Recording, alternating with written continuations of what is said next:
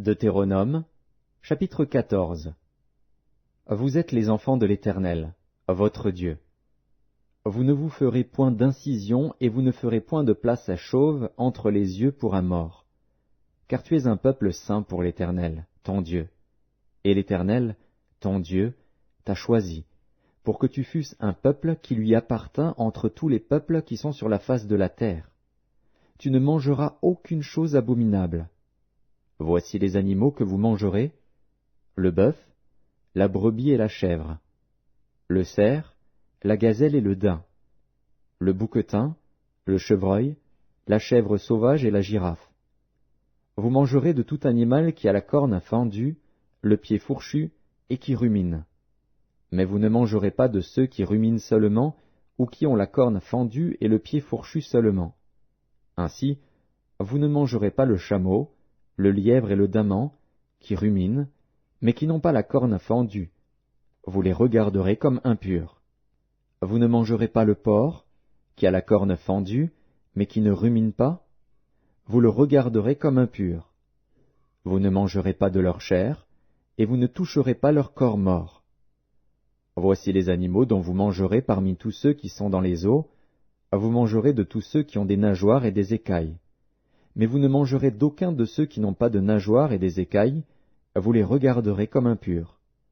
Vous mangerez tout oiseau pur, mais voici ceux dont vous ne mangerez pas: l'aigle, l'orfraie et l'aigle de mer, le milan, l'autour, le vautour et ce qui est de son espèce, le corbeau et toutes ses espèces, l'autruche, le hibou, la mouette, l'épervier et ce qui est de son espèce, le chat-huant, la chouette et le cygne, le pélican, le cormoran et le plongeon, la cigogne, le héron et ce qui est de son espèce, la huppe et la chauve-souris.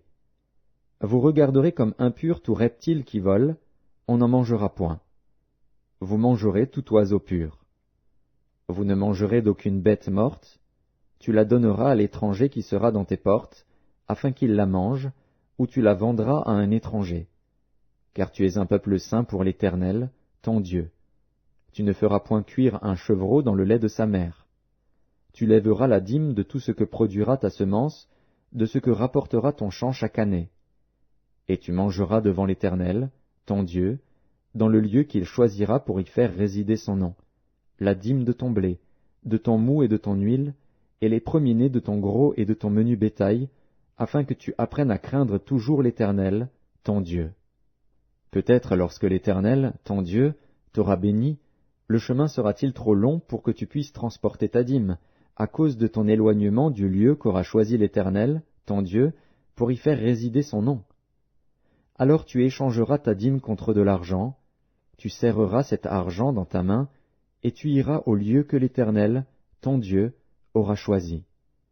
Là, tu achèteras avec l'argent tout ce que tu désireras, des bœufs, des brebis, du vin et des liqueurs fortes, tout ce qui te fera plaisir, tu mangeras devant l'Éternel, ton Dieu, et tu te réjouiras, toi et ta famille.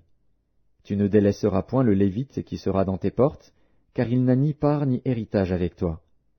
Au bout de 3 ans, tu sortiras toute la dîme de tes produits pendant la 3e année, et tu la déposeras dans tes portes.